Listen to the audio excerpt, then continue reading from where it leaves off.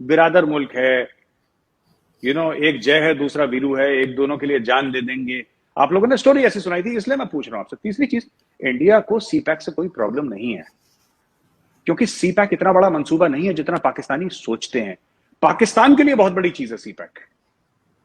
मैं आपको दो इसकी वजूहत बताता हूं। पाकिस्तान के लिए बहुत बड़ा हुआ है क्योंकि पाकिस्तान ने इतने पैसे कभी नहीं देखे। तो यहां पे लोग बावले हो गए कि अरे बाबा, इतने 40 अरब आ गए और 45 अरब आ गए। जितना उसने आज तक सीपैक में लगाया है उसका 3 गुना ज्यादा हमारा एनुअल ट्रेड है चाइना के साथ, सिर्फ चाइना के साथ। अभी तक 40-45 अरब ही तो लगे हैं ग्राउंड पे, चाइना पाकिस्तान इकोनॉमिक कॉरिडोर के। कितने लगे? जी। 40-45 अरब। 125 अरब, 130 अरब तो हमारा सालाना ट्रेड है चाइना के साथ। आप तुझे क्या बात कर रहे हैं? इंडिया को बुरा लग रहा है? It's nothing. और वो भी आपका 15 साल में लगना है 45 अरब। दोस्ती जो हमारे यहाँ बोला जाता है, आसमान से ऊंची और समंदर से गहरी, तो एक टाइम पे आप लोग भी तो हिंदी चीनी भाई भाई कहते थे, तो अगर हम कह रहे हैं तो क्या बुरा हो गया? नहीं, हम हिंदी चीनी भाई भाई कहते थे नहीं। हिंदी चीनी भाई भाई चीनियों ने कहना शुरू करा था। ये चीनियों ने शुरू करा था और चीनियों ने धोखा दिया हमें। और उसमें कोई पैसे का लेना देना नहीं था, हमने कोई पैसे नहीं लिए थे चाइना से। चाइना की एक, नेहरू जी की एक फॉरवर्ड पॉलिसी थी उस जमाने में, एक फॉरवर्ड पॉलिसी थी। 1962 का वॉर था, उसमें हमें काफी कुछ लॉस झेलना पड़ा 1962 के वॉर पे। और ये सब चीजें हुई आरजू जी। तो आपकी बात ठीक है हिंदी चीनी भाई भाई, लेकिन the fact of the matter is कि हमने उस वक्त भी 1967 में फिर हुआ झड़प। हमने कितने चाइनीज मारे 1967 में? नाथुला एक एरिया है वहां पे। तो अगर आप इसको पूरा देखें तो आपको पता लग जाएगा कि क्या है कैसा है। You will come to know, आपको बिल्कुल पता लग ठीक। जाएगा। सिर्फ हाफिज सईद को जेल में नहीं डालना, एक पूरा जिहाद का इंफ्रास्ट्रक्चर है। आपको इंफ्रास्ट्रक्चर डिसमेंटल करना पड़ेगा Arjun ji. You will have to dismantle the entire जिहाद इंफ्रास्ट्रक्चर। एक आपने पूरी जिहाद इकोनॉमी, एक जिहादी सोसाइटी बनाई है, राइट? और एफएटीएफ का सिर्फ इस अब है ही नहीं, खत्म हो गई क्योंकि हमने हाफिज सईद को जेल में डाल दिया। आप ये कह सकते हैं कि जैश ए मोहम्मद अभी एक्टिव नहीं है?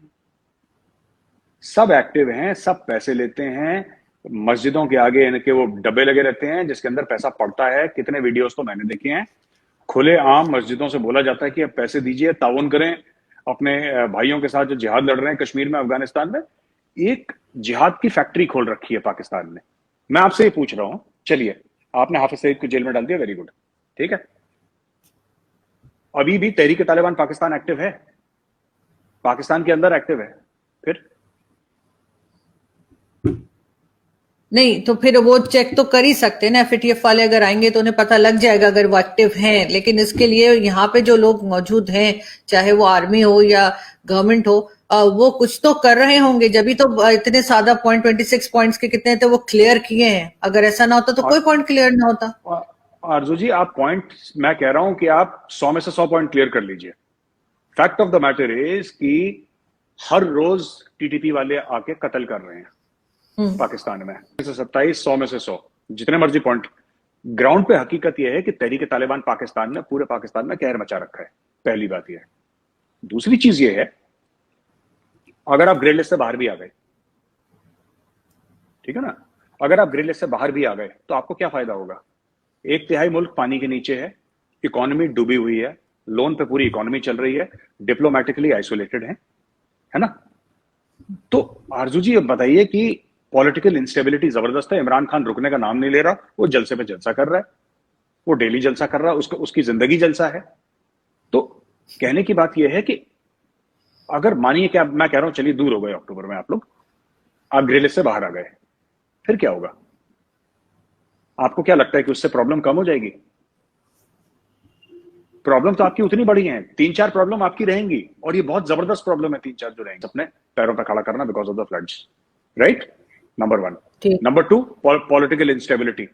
जब तक खान प्रधानमंत्री नहीं बनेगा ये पीछे पड़ जाएगा, और जिस दिन प्रधानमंत्री बन गया फिर ये पाकिस्तान के पीछे पड़ जाएगा। अभी तो ऑपोजिशन के पीछे पड़ा हुआ है।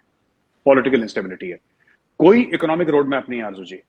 एक्सपोर्ट कैसे बढ़ाएंगे, टैक्स नेट को कैसे बड़ा करेंगे, ठीक है, इंपोर्ट्स किस तरीके से कम करेंगे, देयर इज नो प्लान। यानी कि अब आईएमएफ से पैसे ले लिए $1.5 अरब, अब ये प्लान बन रहा होगा अगला कब लेना है, राइट? तो ठीक। क्या अब आप सिर्फ इसकी खुशी बनाना कि एफएटीएफ से हम लोग निकल गए, आपके पास 4 समस्याएं और हैं। चार बहुत बड़ी प्रॉब्लम सर पे खड़ी हैं और एग्जिस्टेंशियल क्राइसिस है पाकिस्तान के लिए। तो Pakistan will remain in a state of crisis for a very long time. आप इसको छोड़ दीजिए अब एफएटीएफ ना, ये जो बाढ़ आई है आपके यहाँ, जो पानी आया है, जलजला आया है, इसके सामने कितने अरब डॉलर चले जाएंगे, जानो माल का जो नुकसान हो जाएगा, इंफ्रास्ट्रक्चर का नुकसान हो जाएगा, फिर चाइनीज आएंगे नहीं आएंगे, ये बहुत सारी प्रॉब्लम है। पाकिस्तान को 10-20 साल तक इसके साथ डील करना पड़ेगा। FATF is very small thing. आरजू जी, ऐसा है ना कि इंडियन आर्मी से शिकायत मुझे भी है, तो चीमा साहब ने बोला ना, उसकी शिकायत मेरी भी इंडियन आर्मी से, और मेरी सबसे बड़ी मेरी खुद की फौज से शिकायत है कि यार तुम लोगों ने 71 में आधा ही काम करा, आधा काम करके वापस आ गए। Very bad, I don't like it. I place my objections to the Indian army on record. पूरा काम करके आते, तुम लोग आधा काम करके आए हो। खैर, ऐसा होता है आरजू जी, मैं आपको समझा देता हूं। पता नहीं आप बॉर्डर कभी गई हैं, चीमा साहब गए हैं, आई एम नॉट श्योर, मुझे नहीं पता। ऐसा होता है आरजू जी कि जहां पे फेंसिंग होती है ना, राइट, आपने फेंसिंग करी, आपने बहुत अच्छी फेंसिंग करी, आपने ट्रूप्स लगाए, वहां पे टेरेन ऐसा है कि every inch of the place can not be fenced. वो टेरेन ऐसा